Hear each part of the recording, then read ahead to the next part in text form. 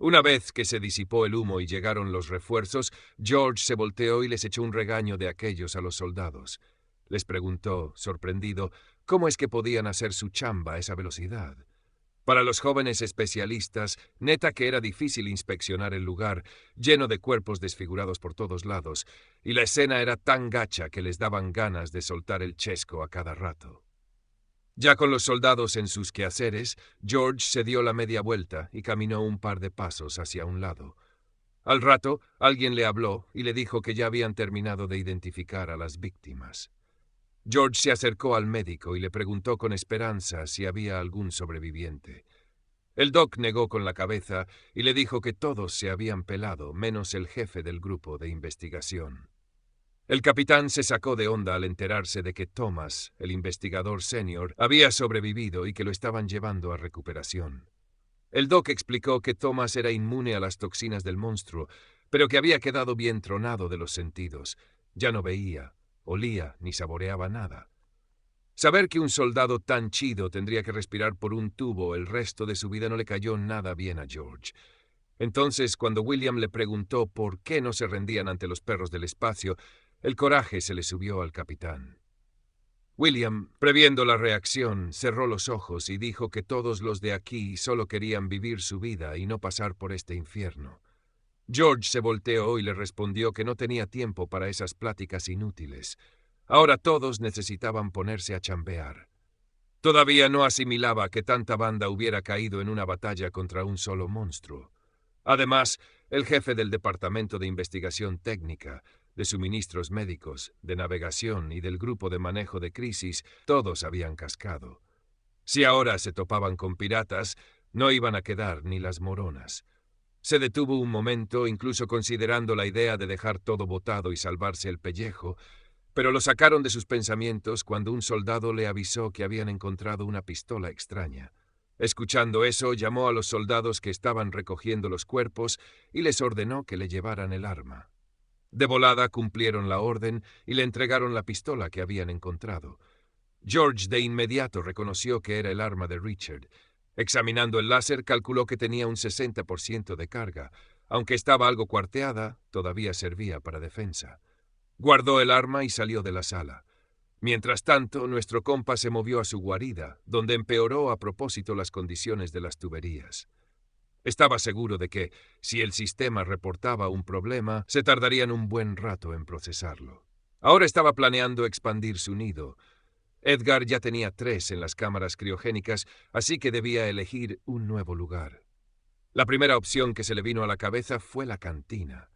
La comida era clave para sobrevivir, así que podía sabotearla y cortarles el suministro a sus enemigos. La segunda opción era el almacén de equipo militar, donde estaban todas las instalaciones de plasma. Si la gente decidía usarlas, nuestro héroe no tendría chance de ganar. La última opción era el laboratorio, que tenía un montón de muestras genéticas en Ionium, pero el problema era que la probabilidad de obtener poderes de esas muestras era de menos del 10%. Solo con el Ionium podía despertar el poder de cada individuo y así prepararse para un tiro con piratas o cualquier enemigo que se les cruzara. Decidido a poner sus nidos en la cantina y el laboratorio y a robarse la instalación de plasma para usarla él mismo, nuestro héroe dejó su guarida. Mientras se metía a una alcantarilla, recordó algo que Richard le había dicho y que no lo dejaba en paz. Aunque no sabía bien quién era Dominic Yu ni para quién trabajaba, Edgar sospechaba que andaba conspirando con los piratas. Sabía que no había nada más espeluznante que un enemigo desconocido, así que tenía que obtener toda la info posible. Con eso en mente, se dirigía al laboratorio cuando de repente escuchó la voz alegre de Ray. Asomándose con cuidado, Edgar notó que hoy la compa estaba de buen humor. Tras asegurarse de que no había nadie cerca, salió y le comentó a Ray que la veía más contenta que en sus encuentros anteriores. Ella le contestó que hoy no había sentido dolor. El héroe se detuvo a 1 metro de las rejas, pensando que, mientras los demás se escondían en sus cuartos, él podía echarse un experimento o 2. Decidido a ser más valiente, avanzó, pero justo en ese momento los sensores del techo se iluminaron en rojo. Todo se tiñó de un resplandor rojo bien denso y unas vibraciones leves salieron de los sensores, lanzando una señal de peligro. Edgar se quedó bien quieto, observando el aparato con atención, hasta que Ray le preguntó qué hacía. Él le pidió que esperara un poco y así se quedó inmóvil, por media hora, sin que nadie llegara por la señal. Con esto entendió que esos sensores solo eran una finta para intimidarlo. Ya sin miedo, Edgar pasó a la acción. De un golpe derribó la reja, que cayó al suelo con un estruendo. Luego, él mismo bajó hasta la cámara criogénica donde Ray estaba encerrada. Dijo que hacía rato que no se veían, y observándola notó que su color indicaba que estaba bien sana. Preocupado de que, si la dejaba ahí, podría morir de hambre, pensó que era mejor llevársela. Mirando el cuerpo rosita de Ray, que alegremente agitaba sus patitas, Edgar se dio cuenta de que, gracias a sus características, la amueba burbuja no era exigente con la comida y era inmune a las toxinas, así que podía dejarla en su nido o llevársela. Volteándose hacia Ray, le preguntó si quería salir de ahí. Confundida, le preguntó por dónde. Edgar le explicó que si ella quería, él la ayudaría a salir del laboratorio, y ella respondió felizmente que sí quería. Edgar asintió, caminó unos metros lejos de la cámara y le advirtió que se cuidara. Luego se lanzó a toda velocidad contra la cámara criogénica, atravesando el grueso cristal. Agarró a Ray en brazos antes de que cayera, y ella, de volada, se trepó en su hombro, agradeciéndole toda emocionada por la ayuda. Edgar la bajó con cuidado y le pidió que esperara un ratito mientras él terminaba un asunto. Ray preguntó a dónde iba, y Edgar le contestó que iba a hacer un nido. Explicándole todo, se puso manos a la obra. Abrió la boca y lanzó un chorro fuerte de líquido verde que giraba, llenando el espacio con sus toxinas. Ray, brincando contenta, se alejó un poco, observando todo con interés.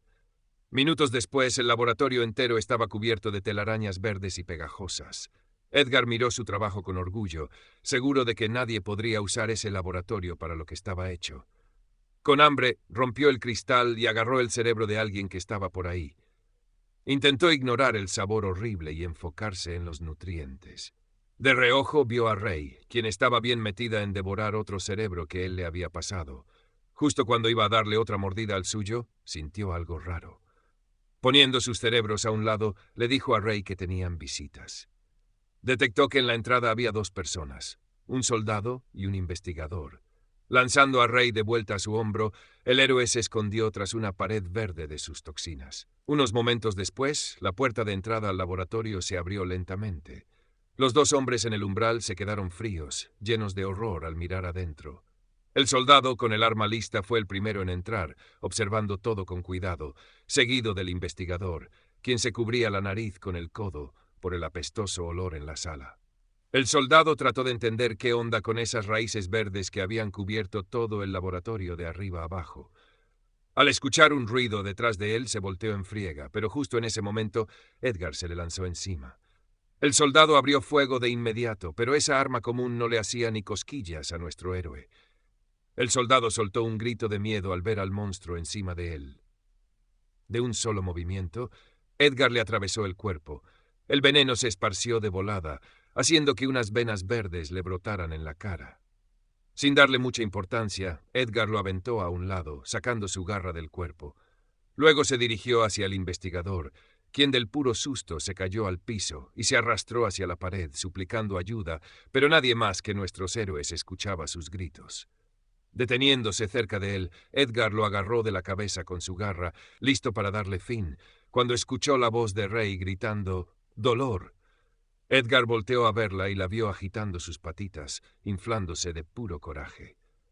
No fue difícil adivinar que este sujeto era uno de los que habían participado en los experimentos con ella, y ahora Ray estaba furiosa con el investigador por haberla lastimado. De pronto, a Edgar se le ocurrió una idea. Tocándose el cuello con la cola, le inyectó veneno al investigador y luego lo bajó al piso. El hombre lo miró confundido, y Edgar acercó a Ray. Ella captó de inmediato lo que Edgar quería que hiciera y saltó de sus brazos, adoptando la forma de una estrella justo sobre la cabeza del investigador. Se envolvió alrededor de su cabeza y empezó a absorber su cuerpo activamente. Edgar observaba desde un lado mientras sacaba un frasco con un cerebro, seguro de que la muerte instantánea que recibió el soldado era mucho mejor que la muerte lenta por derretimiento de cabeza que le esperaba al investigador. Dándose cuenta de que eso no era su problema, Abrió el frasco y se echó el cerebro a la boca. Apenas absorbió el cerebro, apareció una ventana azul frente a él, y una sonrisa se dibujó en su rostro al darse cuenta de que había logrado su meta mucho más rápido de lo que había imaginado. Edgar recibió un mensaje. Un tipo de mejora de fuerza física ahora estaba disponible para él. Para este momento, Ray ya había terminado de absorber al investigador y se deslizó de su cuerpo. Cuando llegó junto a él, Edgar le pidió que esperara un poco mientras él terminaba. Luego presionó el botón de seleccionar y aplicó el cambio de tipo. En ese mismo momento comenzaron a ocurrir cambios significativos en su cuerpo. Los músculos de sus piernas crecieron considerablemente y su torso se alargó, aumentando de tamaño. Ray lo observaba sorprendida al ver cómo Edgar empezaba a crecer, brincaba de alegría y gritaba contenta que su amigo se estaba haciendo más grande.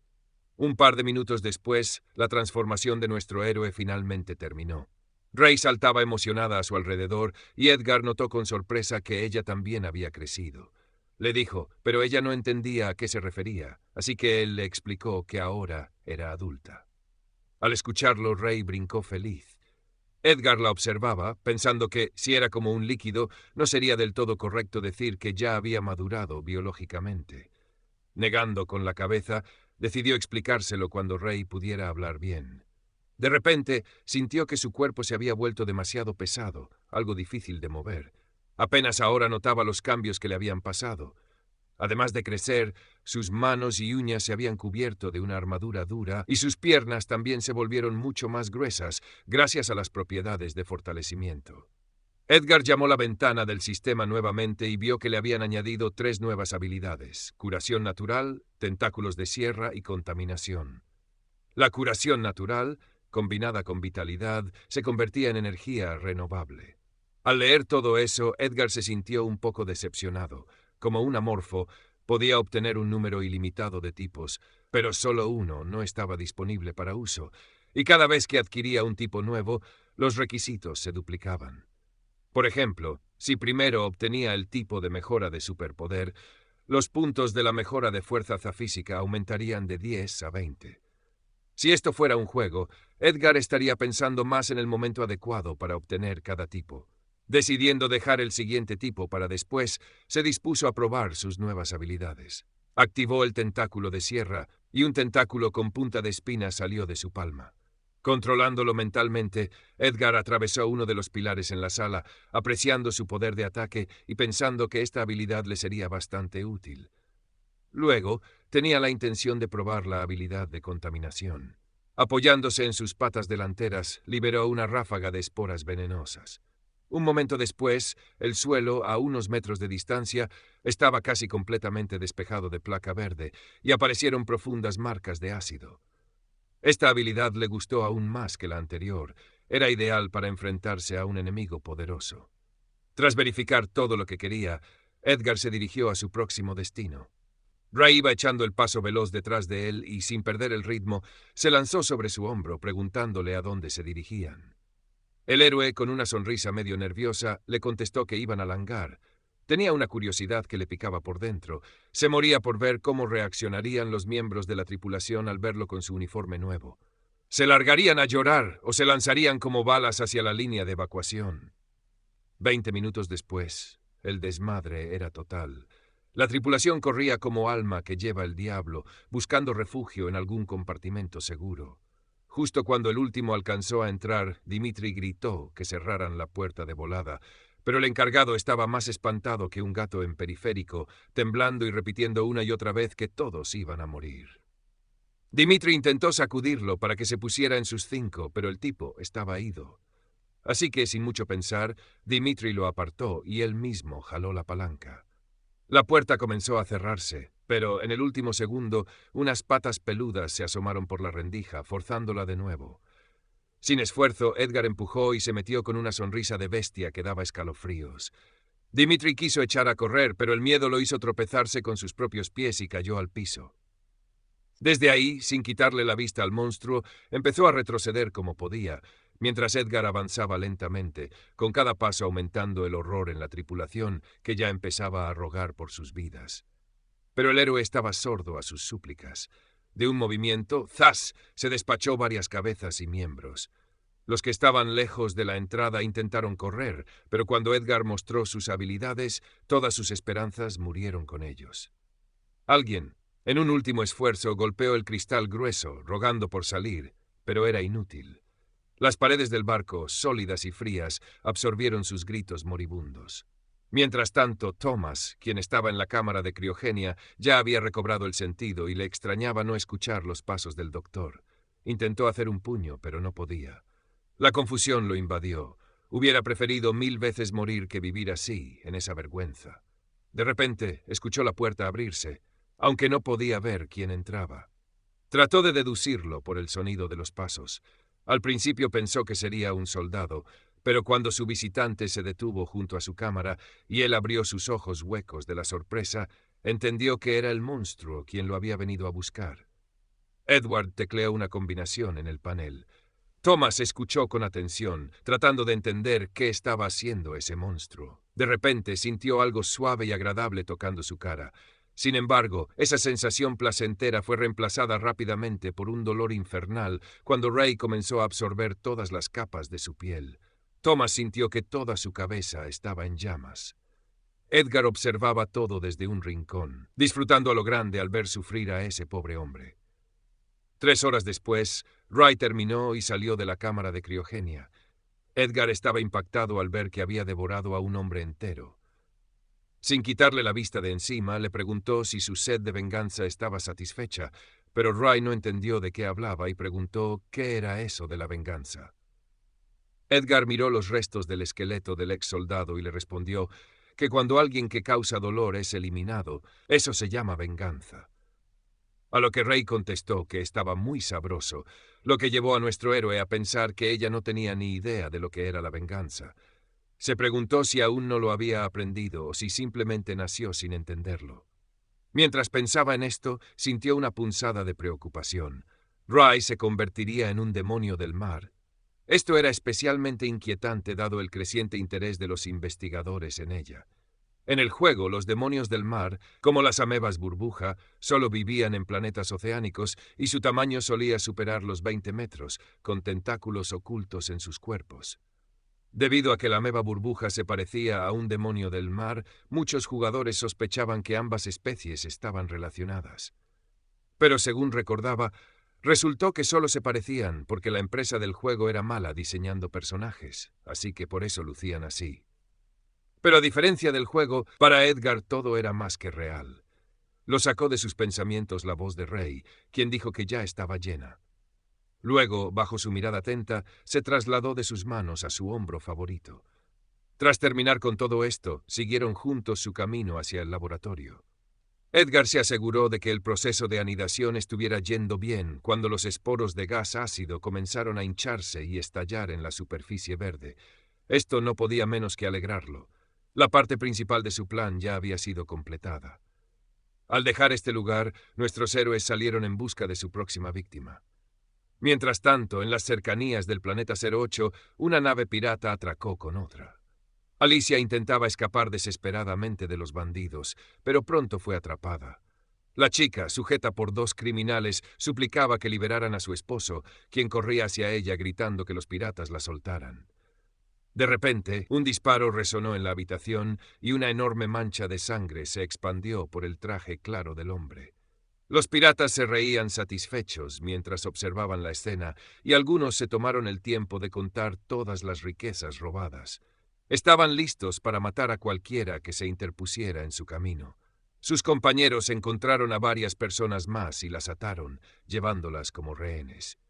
Allan observaba todo con un aire de aburrimiento.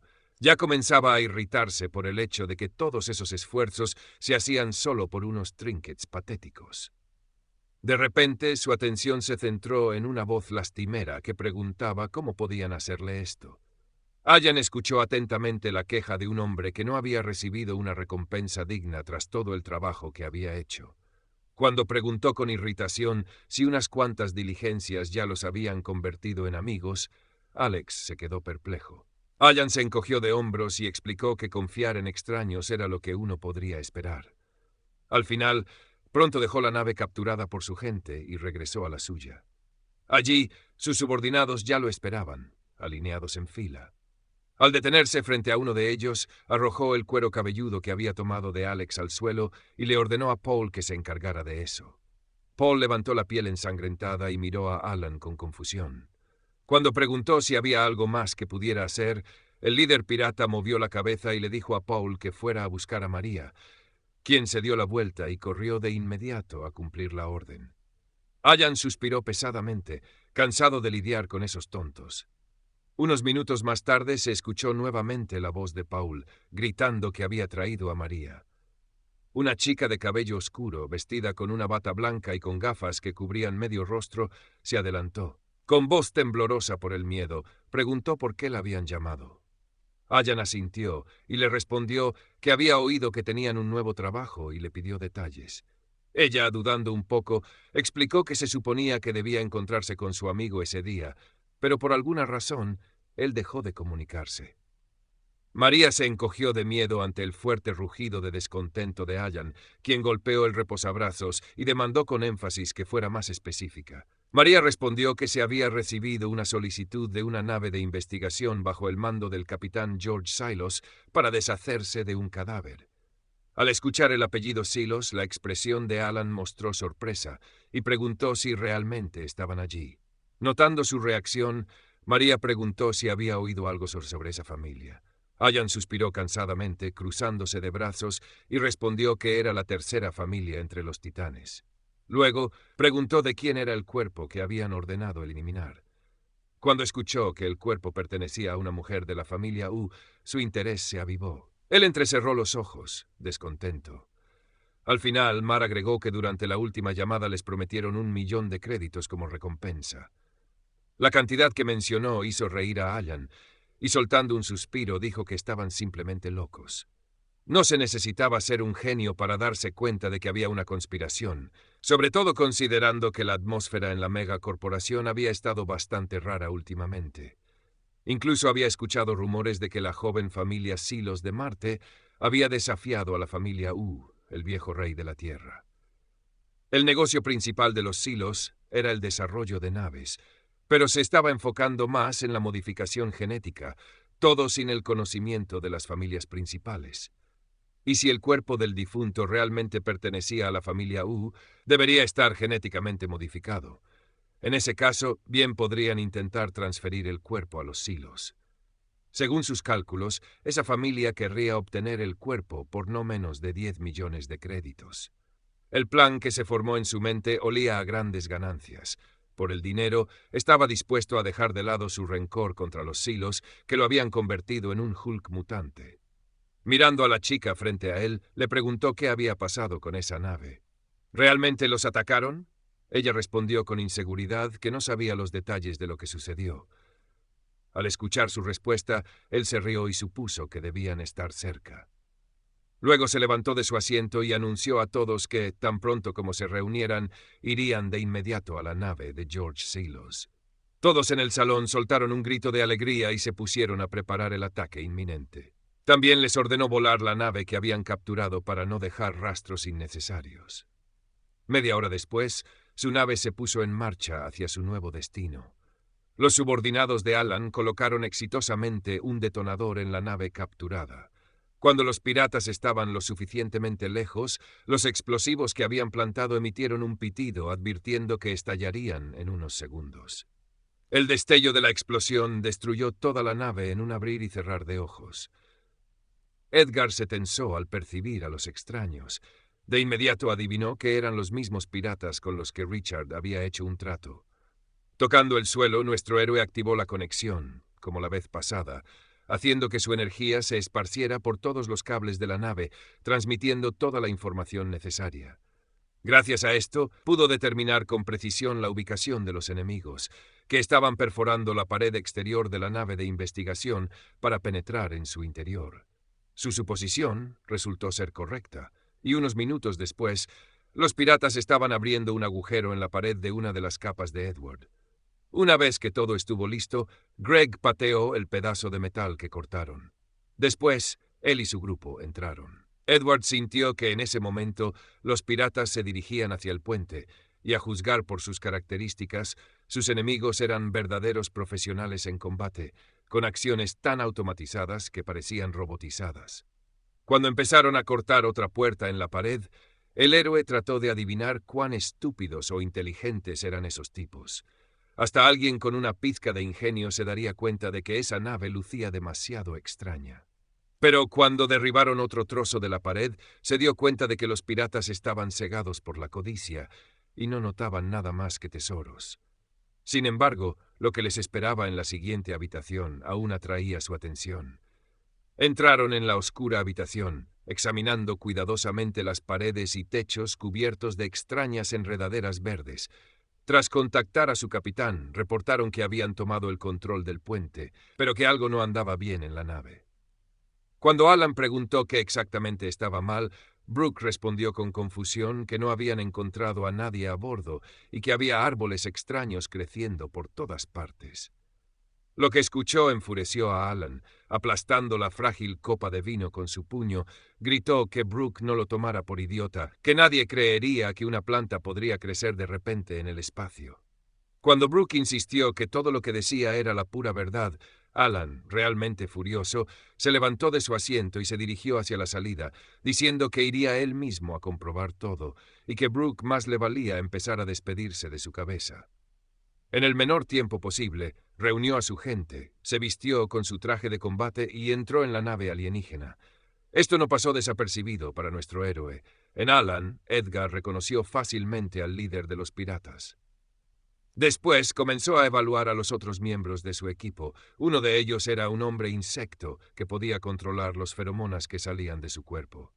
Luego vino un cyborg de la Unión Estelar, con un sonido mecánico en vez de latidos. A nuestro héroe le gustó saber que la tripulación de piratas estaba compuesta de varias razas. Antes ni siquiera podía matar a 10 criaturas de cada raza, excepto de humanos, pero ahora podía cumplir fácilmente con todas las condiciones para una nueva evolución. De repente algo más llamó su atención. La chava que caminaba detrás de todos se veía terriblemente rara. Para una persona común, al verla, parecía que en vez de un cerebro tenía una computadora en la cabeza. Decidiendo que era hora de visitar a un pez gordo, Edgar se levantó de su asiento. Cuando Ray le preguntó a dónde iba, él respondió que necesitaba alejarse un rato y le pidió que se quedara ahí, porque a donde iba era demasiado peligroso. Señalando el cañón detrás de ella, el héroe le ordenó que protegiera esa arma. Ray saltó de alegría, diciendo que Edgar podía contar con ella, después de lo cual él se fue. El héroe se movió a toda velocidad, entendiendo que esa era su única oportunidad de debilitar las fronteras del enemigo.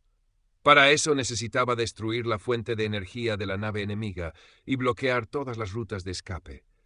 Edgar sabía que esos tipos eran movidos por la codicia, así que intentarían proteger tanto la nave de investigación como su propio barco de guerra, y tal vez incluso se dividirían en grupos. Su cacería comenzaría cuando todas las piezas estuvieran en su lugar. Al encontrar un obstáculo en forma de una puerta enterrada, el héroe usó su fuerza bruta para abrirse paso entre las puertas y con un poderoso tirón las abrió. Liberado del obstáculo, pasó libremente dentro de la nave enemiga. Al mirar a su alrededor, a Edgar le dio la impresión de que no había ningún sistema de seguridad aquí, porque los piratas difícilmente habían imaginado que algún día vendrían a robarles. Decidiendo no perder tiempo, activó sus superpoderes. Gracias a eso, pudo determinar la ubicación del reactor nuclear en cuestión de segundos. Afortunadamente para él, no estaba muy lejos. No encontró ninguna dificultad en su ruta planeada, excepto por unos robots humanoides ubicados en casi cada pasillo de la nave. Estos avisarían de inmediato al sistema central en cuanto detectaran una invasión alienígena. Edgar se preguntó cómo podría pasar sin ser atrapado. Después de un minuto de pensar, se le ocurrió una idea y se relamió los labios, decidiendo que lo primero que debía hacer era ir a picar algo. Habiendo decidido su plan, el héroe corrió hacia adelante, sintiendo la presencia de alguien cerca. Se detuvo en seco. Justo a la vuelta de la esquina había 2 patrulleros. Uno de ellos era un hombre normal y el otro un hombre insecto.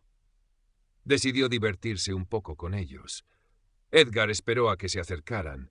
Tan pronto como eso sucedió, atacó de inmediato al hombre que iba al frente con su cola. El hombre insecto se quedó congelado en shock mientras la cabeza de su compañero caía de repente. Le tomó un par de segundos darse cuenta de lo que había pasado. Luego, trató de alcanzar su radio para reportar el ataque, pero de repente algo le envolvió la mano con el radio, impidiéndole hacer lo que planeaba. El pirata gritó de dolor cuando Edgar le cortó el brazo. Este voló a un lado y cayó al suelo con un estruendo. El hombre insecto comenzó a correr, suplicándole a Edgar que le tuviera piedad. Al alcanzarlo, le dio un cabezazo en el estómago, derribándolo. Luego agarró las extremidades de su víctima con sus múltiples patas, desgarrándolo, y las dos patas delanteras cayeron sobre su hombro y cabeza. Con un poderoso tirón, Edgar le arrancó la cabeza al pirata y la arrojó a un lado. Empezó a comer las suaves entrañas de su víctima muerta. Edgar se apartó del cuerpo y alcanzó el dispositivo, imitando la voz de la víctima que acababa de devorar. Respondió que todo estaba bien y colgó. Después comenzó a abrir otra puerta cerrada a llave usando su fuerza física. El metal rápidamente cedió ante su embestida, permitiéndole el paso. Edgar caminó lentamente hacia una habitación bastante desordenada, contento de no tener que pelear contra robots. Levantó el colchón, lo arrojó a un lado y comenzó a mirar de cerca el suelo, porque sentía que el radiador estaba por aquí. Al no encontrar nada, cubrió una mano con su ácido y luego inundó el suelo frente a él con este. En cuestión de momentos, el ácido había devorado por completo el piso, revelando ante Edgar la vista del reactor nuclear, cuidadosamente custodiado por robots. Los ojos del héroe brillaron con satisfacción. Pensó que si hubiera habido un humano en su lugar, habría descubierto de inmediato que algo raro estaba sucediendo aquí. Pero como eran robots, no preparados para resolver problemas tan fuera de lo común, su tarea se volvió significativamente más fácil. Sonriendo de oreja a oreja, dejó caer una nueva porción de ácido desde su palma hacia abajo. Mientras tanto, a bordo de la nave secuestrada por los piratas, se encendió una grabación en video que mostraba a muchas personas a las que les faltaba alguna parte del cuerpo. Cuando la grabación reveló que su líder de grupo estaba muerto, alguien comenzó a reírse histéricamente, dándose cuenta de que todos iban a terminar igual. Allan observó lo que sucedía con una expresión de shock congelada en su rostro.